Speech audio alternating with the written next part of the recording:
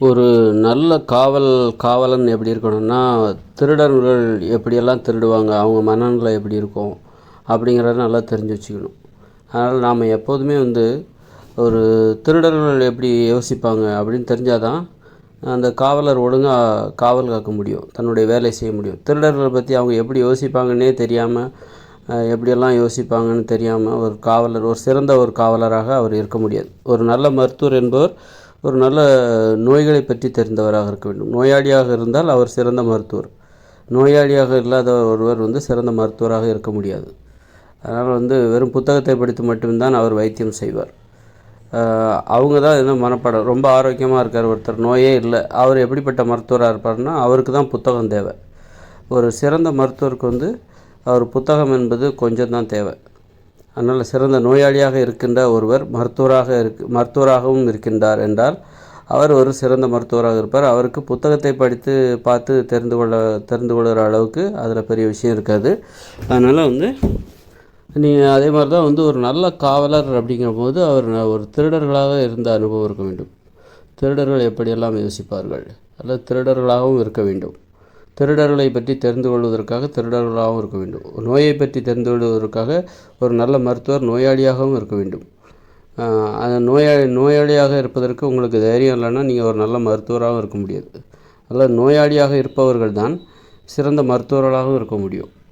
அது மாதிரி நல்ல திருடர்களாக இருக்கிறவங்க தான் நல்ல காவலர்களாகவும் இருக்க முடியும்.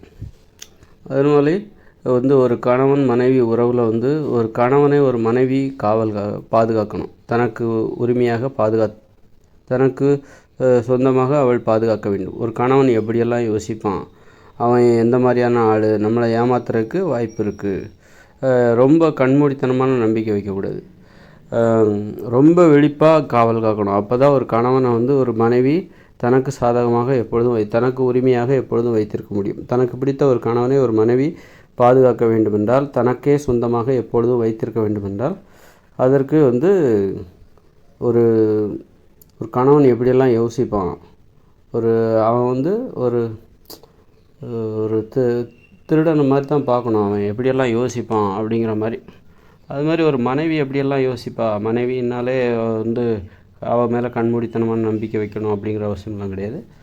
நாம் எப்படியெல்லாம் யோசிப்பா, எப்படியெல்லாம் நடந்துக்கிட்டால் அவன் நமக்கு உண்மையாக இருப்பாள். அது மாதிரி ஒரு கணவனிடம் ஒரு மனைவி எப்படியெல்லாம் நடந்துக்கிட்டால் அவன் நமக்கு உண்மையாக இருப்பான், அதையும் தெரிஞ்சுக்கணும். ஏன் அவன் திருட போகிறான், ஏன் அவன் வேறொரு இடத்துல தேட போகிறான், வேறொரு பெண்ணை ஏன் தேடுகிறான், தேட வேண்டிய அவசியம் ஏன் வருது, அதெல்லாம் தெரிஞ்சுக்கணும். ஒருத்தர் இன்னொரு பெண்ணை ஒரு கணவன் இன்னொரு பெண்ணை தேட போகிறதுக்கு என்ன காரணம் இருக்க முடியும். அப்போ அந்த காரணங்களெல்லாம் அந்த பெண் சரி செய்ய வேண்டும். அந்த காரணங்கள் இல்லாதவர் பார்த்து கொள்ள வேண்டும். ஒரு கணவனுக்கு எந்த குறையும் இல்லாமல் பார்த்துக்கணும். அதுமாதிரி ஒரு மனைவிக்கு எந்த குறையும் இல்லாமல் கணவன் பார்த்துக்கணும். அப்போ அவங்களுக்கு இன்னொரு இடத்த நோக்கி போகணும் அப்படிங்கிற ஒரு திருடர்கள் ஏன் திருட போகிறாங்க, தன்னிடம் இல்லாத ஒன்றை தனக்கு கிடைக்காத ஒன்றை பிறரை தேடி போகிறாங்க. அதனால் அப்போ அவங்களுக்கு கிடச்சிச்சின்னாக்கா கிடச்சிச்சின்னா அவங்க போக மாட்டாங்க தானே. அதனால் கொடுக்கவும் கூடாது, ஆனால் போகவும் கூடாது. உனக்கு நான் சரியாக உன்னுடைய தேவையை பூர்த்தி செய்யவும் மாட்டேன், ஆனால் நீ போகவும் கூடாது அப்படிங்கிற மாதிரியான அப்படி ஒரு நம்பிக்கையை ஏற்படுத்த முயற்சி கூட. அது சர்வாதிகாரம், அது அடிமைத்தனம். அதனால் திருடுவதற்கு என்ன காரணம், இன்னொரு பெண்ணை நோக்கி ஒரு ஆண் போகிறதுக்கு என்ன காரணம், இன்னொரு ஆணை நோக்கி ஒரு பெண் போகிறதுக்கு, ஒரு கணவன் தனது மனைவி இன்னொரு ஆணை நோக்கி போகிறதுக்கு என்ன காரணமாக இருக்கும். அப்போ இவன் நடந்து கொள்கிற முறையாக இருக்கலாம். அதெல்லாம் பூர்த்தி செஞ்சு அதன் பிறகும் அவள் போகிறாளா, நான் எனது கடமையை முழுமையாக செய்கிறேன், அதன் பிறகும் அவள் இன்னொரு ஆணை தேடி போகிறாள். அது மாதிரி நான் எனது கடமைகளை முழுமையாக செய்கிறேன், அதன் பிறகும் எனது கணவன் இன்னொரு பெண்ணை தேடி போகிறான். அப்படிங்கும்போது அப்போ நீங்கள் அதுக்கு தகுந்த மாதிரி முடிவெடுக்கணும், கடுமையாக நடந்து கொள்ள வேண்டும். அந்த மாதிரி ஒரு ஆண் எப்படியெல்லாம் நடந்து கொள்வான், அவனுடைய எதிர்பார்ப்பு என்ன, எதுவும் தெரியாமல் ஒரு பெண் அலட்சியமாக இருக்கக்கூடாது. அது அலட்சியமாக இருக்கிறனால தான் நிறைய பெண்கள் ஆண்களை பற்றியே தெரில. அதனால தான் இந்த தவறான உடல் உறவை அதிகரிக்க காரணம் என்னென்னாக்கா, ஒரு ஆண்களை பற்றி பெண்களுக்கு பெரும்பாலும் ஒன்றும் தெரிகிறதில்ல. அதனால் ஆண்களின் விருப்பத்தை பூர்த்தி செய்கிற பெண்கள், ஆண்களை திருப்திப்படுத்துகிற பெண்கள், தன்னையை நம்பிக்கிற தனது கணவனின் ஆசைகளை நிறைவேற்றுகிற பெண்கள் இந்த உலகில் ரொம்ப கம்மி. அதனால தான் அதை நிறைவேற்றுவதற்கு வேறு எங்கேயாவது வழி இருக்காதா அப்படின்னு சொல்லிட்டு ஆண்கள் போகிறாங்க. அதுக்கு என்ன காரணம்னா, பெண்கள் சுதந்திரமானவர்களாக இல்லை. அவர்கள் தங்களுக்கு தேவையான விழிப்புணர்வையும் அறிவையும் பெறுவதற்கு அவர்கள் சுதந்திரமாக வாழ்ந்திருக்க வேண்டும், வாழ வைக்கப்பட வேண்டும், வாழ்வதற்கு நிர்பந்திக்கப்பட வேண்டும். நீங்கள் வீட்டுக்குள்ளே அடிமையாக்கிட்டு அவங்கள வீட்டுக்குள்ளேயே இருக்க வச்சுட்டு அவங்க அதில் ஒரு பாலியல் உறவில் விவரமாக இருக்கணும் அப்படின்னு நீங்கள் எதிர்பார்த்தீங்கன்னா அப்போ அவங்க எப்படி இருப்பாங்க?